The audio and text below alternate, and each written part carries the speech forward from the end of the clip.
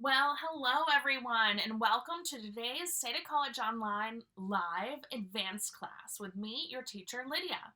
I just want to welcome everybody to the platform. If it's your first time, we're so happy you're here. If you're back with us, thank you so much for coming back. We love you too. We are so glad to be here with everybody and present this class to you live from YouTube via our platform, sedacollegeonline.com. So, if you're joining us, you need to remember to make sure you have a pen, a notebook, and maybe you want a highlighter too, so that you can highlight some things, make them more visible so they jump out at you, especially new vocabulary, grammar, new ideas that you haven't heard, concepts that you've never heard before. So remember, taking notes, handwritten notes, is huge in terms of retaining information in your long-term knowledge. And that's what this is all about, right? Why learn new words in English if you're not going to remember them later? It's all about retention for fluency. So guys, I'm so happy to have you here today. I'm teacher Lydia. I really appreciate you here with us at SEDA College Online Live for this advanced level course. And I have a surprise because today's class is boom, ba-da-da, Business English Vocabulary, and this is part 1. Okay, so tomorrow we're going to finish. We're focusing on organizational culture, and we're really focusing on a lot of details and things that the usual business English course doesn't go through. So by focusing on organizational culture concept, we're really going to retain and learn and add to our vocabulary and make sure that when we conduct ourselves in a business fashion and a professional setting, we have the right vocabulary and the right understanding to get what's going on, whether we're talking with native or non-native speakers. So welcome once again. Thank you guys so much for being here. Let's get started.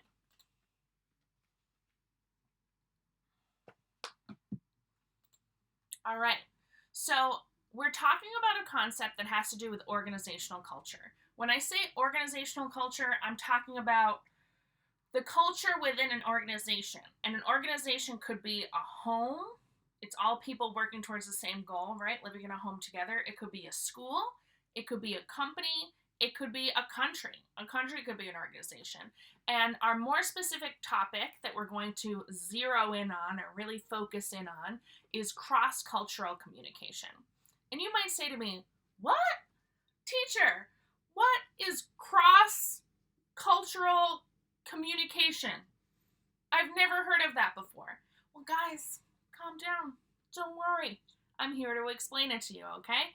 As usual, I will not bring up any new topics or ideas without giving you a full explanation. So today is all about explanation and introduction. Tomorrow, we're going to dig deeper into an article from Harvard Business Review all about cross-cultural communication. And you're going to understand why this concept is so important for you as a person who's learning English as a second language. And really, it's kind of an important concept for the world. But a lot of people don't get taught it. So, in English, in slang, a lot of times we say what? Like, what are you talking about? Because that's not really a correct sentence, but it's a phrase people say all the time. So when I say what? I mean, what are you talking about? And let's break it down. I'm going to break it down for you right now. Culture. We have to start with culture because that's a huge part of the concept that we're discussing today. And let's just kind of create a basic definition for culture that can help you guys learn and understand how to explain it in English. Culture influences our way of speaking and behavior. Culture is a thing, right? It's a noun. And our culture that we grow up in has a huge influence on our way of speaking and our behavior. First and foremost, it can affect our style of communication as well. Whether we're formal or informal, whether we gesture or we don't gesture. It can also influence our ways of thinking and living. If you think about it, the culture that you grew up in might be more specific than you realize. Culture is not about just the country that you come from. Within a country, there can be multiple cultures depending on region, family, social status, economics. So many different things contribute to culture. So it's really important that we understand our own culture and other people's when we're communicating. culture also influences our values, so the things that we think are valuable and important, how we live our lives, what guides us morally. Our norms, so things that we think are normal and acceptable, and our beliefs. Culture is taught and reinforced by society. So you learn culture by the society, the social structure and the people around you while you're growing up. But it's also reinforced, so kind of reviewed and fed back into you more strongly by society. So it's not like you just come out into the world and you learn it all at once. It's constantly reinforced to you by everything around you. And that could be media, that could be cultural traditions, that could be so many different things. Culture also creates basic assumptions and solutions. So what is an assumption? That's something that we know or think to be true. Actually, we don't know it. We think it to be true. So we might see a house that's green and assume that the people that live in the house like the color green just because their house is green. But maybe they don't. That's an assumption. We don't know that. We're just looking at it and making a guess. So culture can create basic assumptions. How people look and interpret things around them in the world changes their perspective, and it creates basic solutions. So you might, because of your culture, think there's one way to approach a problem, but somebody else might have a different way to approach the problem, and either way, it could get solved, and you could work together and create the best solution. So cultural differences can be strong and great in making things better too.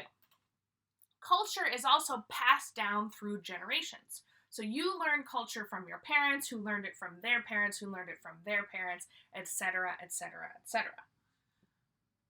All right, and culture is made up of unwritten and written principles, rules, and laws. So when I say unwritten and written, I mean many of these things are officially written down somewhere, and many of them have never been written down, but everybody knows them and just assumes them to be true. Okay. Culture can guide how people interact with the outside world. It really strongly guides how people interact with the outside world. When you travel to a new country and things are strange and different and new and exciting, that's because the culture is different than your culture. So you're seeing things with a different perspective than the local people, the people who are from the place. All right, guys. So do you think you feel a little bit more comfortable with culture and what a definition of culture is in English? If you do, take a minute and write a really quick summary. So a quick one-sentence summarization of what culture is in your own words. And I'm going to give you 1 minute, okay? 1 minute, write a summarization of what culture is in your own words. I put on 1 minute and 30 seconds so I can get us some good music. Let's do some Bach again. The cello suites. So take a minute and write your own original definition of culture. Because remember, if you don't use it, you lose it. And when you put something in your own words, it means you're really going to retain and hold on to that information for the long term, way into the future. I know you can do it, guys. So proud of you.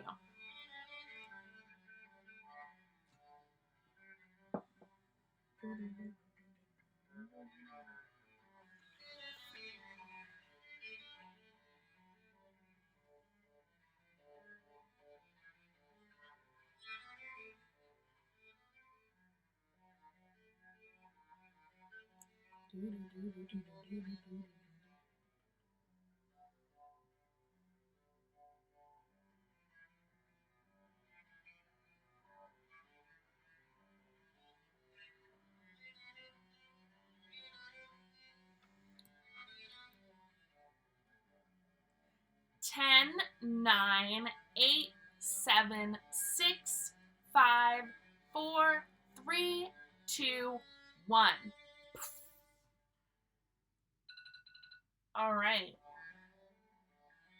So, I bet you guys came up with some awesome definitions, and I'm going to give them a little look-see, a little look in a moment. That's slang for a look, a little cute term for look. I'm going to give it a little look-see.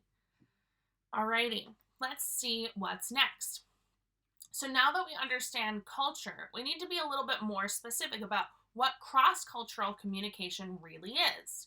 And I put down here for further study, see organizational culture. That's the kind of larger concept that this comes from. And let's be more specific. To be more specific, cross-cultural communication is sometimes called intercultural communication. Inter meaning like interconnected. This term refers to communication between people who have differences in any one of the following areas or characteristics. Differences in working styles, differences in age, differences in nationality, differences in ethnicity, differences in race, differences in gender, differences in sexual orientation, etc. So any personal characteristic that's mentioned here, or another one, maybe people who are men, people who are women, right? That's gender. People who like sports and people who don't like sports. Those are different cultures. Sport is a huge culture, especially depending on the sport. So, I mean, football fans know that if someone doesn't like football, they feel like they have some very big differences with that person. You know, it can be as trivial and everyday as that. And it's not trivial to the people who are really into those cultures. Okay, so this term, cross-cultural communication, can also refer to the attempts, so the tries that are made to exchange, negotiate, and mediate cultural differences by means of language, gestures, and body language. So, I use intercultural communication or cross-cultural communication all the time. My culture really influences how I communicate. I'm a huge gesture person, and that's not because I'm from the United States. It's because of the culture in the home that I grew up in, the culture of my home, the family that I grew up in. There's a lot of, expressive ways of communicating in my family, and most of us use gestures and facial expressions to get our feelings and ideas across. So that's how we negotiate and mediate cultural differences, depending on who we're talking to. We use gestures, we can use body language and our face, and the words that we choose. Trying to be intelligent, trying to be creative, but also be fun. That's what I do when I try to communicate. I want to get through to people in any way possible using all of the tools that I have. And for me, language, gestures, and body language are all tools of communication. So, cross-cultural communication can help you understand how to use your communication tools best and improve the way you communicate, not just with people from different countries, but anybody. So, really, cross-cultural communication is how people belonging to different cultures communicate with each other successfully or unsuccessfully. It's not always successful. And tomorrow, when we dig deeper into the article that I'm going to present, the headline to you today, you're going to see a cross-cultural communication failure and why it's really important in business to understand cross-cultural communication so you don't have failures like this that can cause problems for you and your business. All right, let's move on. So, article analysis, reading a newspaper or magazine article, analyzing it, and learning and extracting information like vocabulary or new ideas from it is super, super important. If you're not a big reader, you should adopt reading as a new hobby now. Because not only will it be interesting for you once you get into it, but you can learn so much. So we're going to start with an article from a Harvard Business Review. This is a very, very well-respected magazine that comes out, I think it's monthly. I don't really remember, to be honest. But they also produce really specific booklets that you can buy in airports. And they focus on business topics, but coming from a human, financial, economic, every perspective that you can think of. Human resources dynamics, people communicating across cultures, that's a huge one. Economics, motivating staff, so many different things. So we're going to look at an article from Harvard Business Review. And we will use this article to analyze the meaning of cross-cultural communication in more detail. while at the same time learning business vocabulary, okay? So while learning business vocabulary simultaneously, sometimes pronounced simultaneously. This word means at the same time, right? It might be similar to words that you know in your own language. It might be brand new to you. Either way, that's a great new word for you to say. Two things happening at the same time. It's an adverb. All right, let's move on. Oh, before we move on, I'd actually really like you guys to use simultaneously or simultaneously, depending on how you want to pronounce it. I say simultaneously. Take this word and use it in a sentence. We're going to have 1 minute again, because this is a great word that I think is really useful in business English and in life. You can do it, guys. I'm super excited to see the sentences you come up with. Ooh, the music is lovely right now. All right, 1 minute, 30 seconds. Start. One new sentence using simultaneously or simultaneously.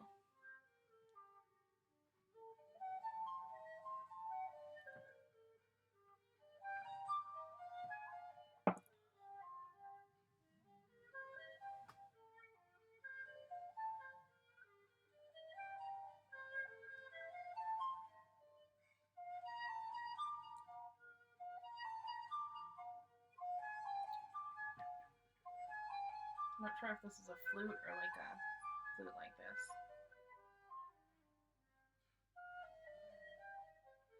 Either way, I hope I'm entertaining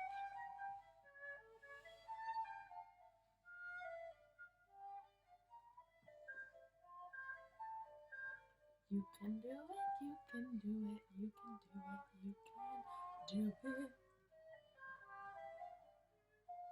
Guys, I just want to remind you how awesome it is that you are here with us at SEDA College Online studying English, trying to better yourself and better your language skills.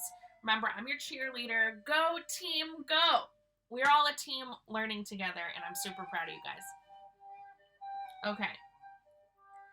10, 9, 8, 7, 6, 5, 4, 3, 2, 1. Awesome. Okay, there we go. So, you guys have had 1 minute, 30 seconds, and I'm going to take a look at the sentences you created with simultaneously. You could say, I am teaching you while simultaneously helping you learn for yourselves. I'm like your language coach. Woo! We can do this. So, simultaneously, you might be listening to me while simultaneously writing notes at the same time. Awesome. So I'll give your sentences a check in a sec. All right, let's start our article analysis. Cross-cultural communication takes more than manners. That is our headline. The biggest, boldest thing you see that grabs your attention and makes you want to read the rest of the article, okay? This article is from Harvard Business Review. It's written by Leonard M. Fuld, and it was written August 1st, or published August 1st, 2012, okay? And this concept has been around for a long time, but most recently, in the last 10, 20 years, people have really delved deeply into it because of our global economy and our global world. And it's really important for us to understand these concepts on a global level, but definitely on a local level too. So whenever we're doing any kind of article analysis, it's really important to do the first two things here, okay? Number one, we need to consider the source. The source is the origin of the article. Where does it come from? Well, I told you before, it comes from Harvard Business Review. And this is a very well-respected magazine, so this source is always trusted and always reliable for you if you need something to support a point that you're making in a paper, like for an exam or for academic purposes, or if you're doing a report for your company, whatever it is. Harvard Business Review is a really good source. Very reputable. So reputable means it has a good reputation. People respect it. Let's practice that word together. Repu, like you, pew, ta-bull. Reputable. Reputable. reputable, reputable, reputable. Very good. Okay, awesome. Very reputable source, the Harvard Business Review. Number 2, we need to analyze the headline and see the meaning or new vocabulary we can extract. So even before we read the article, this headline is trying to communicate something to us about the meaning of the article. If you ever read a headline and it's very different than the actual content in the article, then that's probably not a very trusted source. And the writer was misleading you, and it was probably clickbait to get you to click and open it. Harvard Business Review is not like that, so this headline really gives us a lot of information about what the article really focuses on.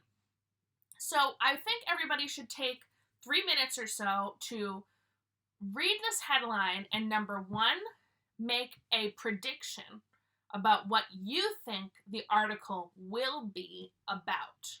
Predictions. What will the article be about? Number 2, you should take a moment to identify new vocabulary in that headline and look up the meaning of the new vocabulary. What does it mean? Okay? Number 1, you're going to read the headline and make a prediction about what you think the article is about. Number 2, you're going to read the headline and extract and analyze the new vocabulary. And maybe say what you think it means based on the context of the headline and this topic that we're discussing, cross-cultural communication.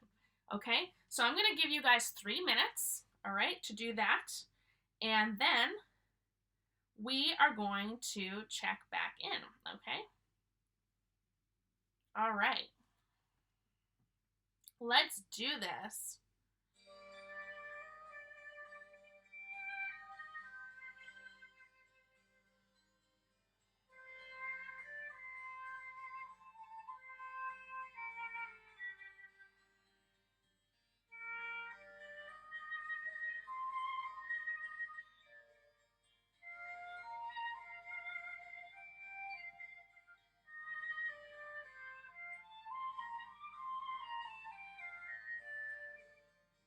All right. I cannot wait, guys, to see how you're going to analyze this headline and the new vocabulary you're going to come up with. I believe in you so much. I know you're going to do amazing, amazing work. And I can't wait to see. So I'm giving you 3 minutes to let it ruminate. You can use your friend Google if you want on your phone or whatever. Listen, I'm not telling you how to do this. I'm just asking you to do it. How you find the information is up to you.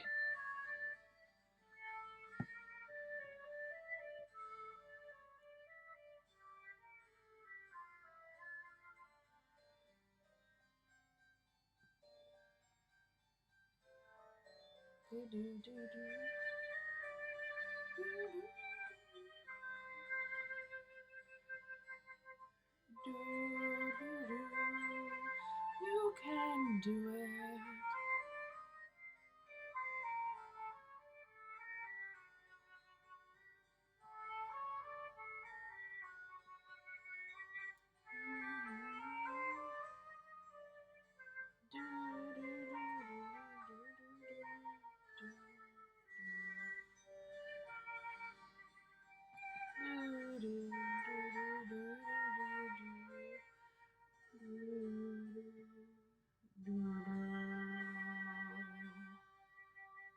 You're gonna have to listen to my humming doo-doo da-da doo-dooing while you are writing and thinking.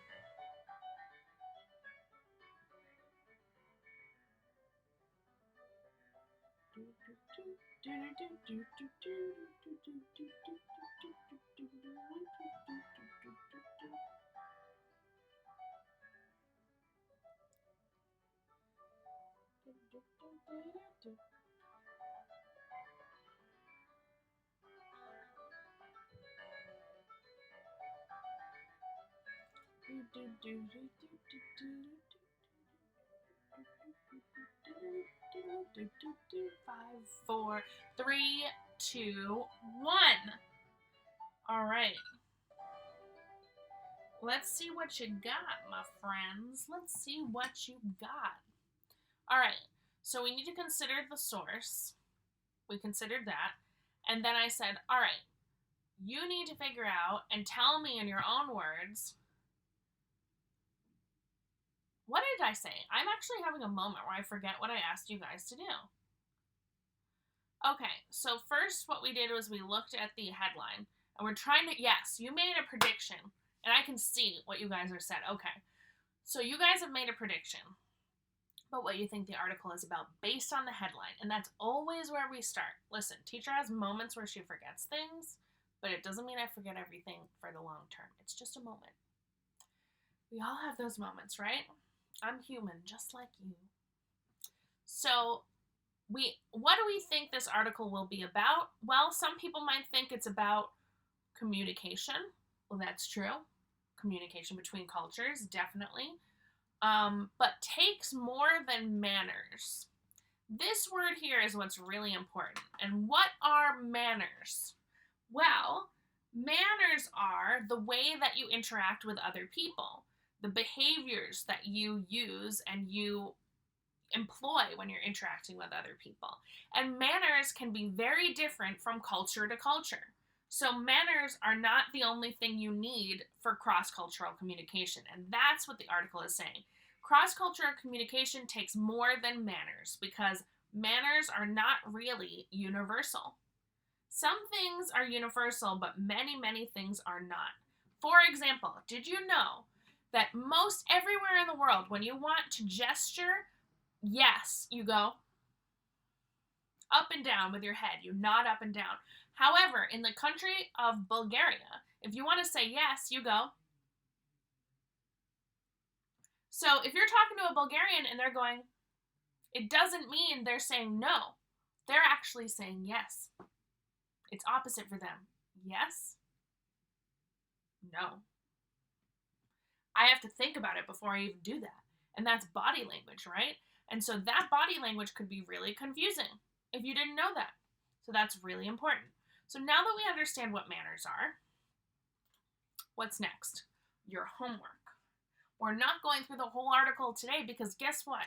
That would be a whole other 30 minutes. So we're going to save that for tomorrow, part 2 of our business English here. And we're going to go real deep and really enjoy extracting new vocabulary from the article. Before we do that, I'm asking you for homework before tomorrow, anytime before tomorrow's lesson, use your friend Google, number 1, please, to find the article. Cross-cultural communication takes more than manners. Just put that into Google and make sure it says Harvard Business Review, August 1st, 2012, and you got the article, my friends. You got it, baby. You got it.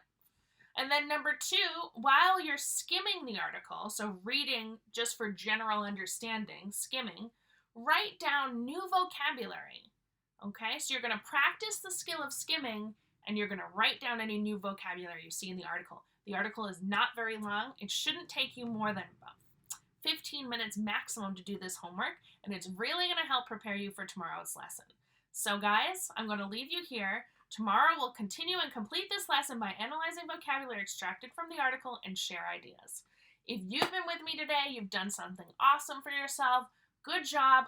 Go team. I can't wait to see you tomorrow and finish this lesson so we can learn some more business English. Thank you so much for being with us here at SEDA College Online Live. This is Advanced Class. I'm your teacher, Lydia. I really appreciate you guys. Peace out.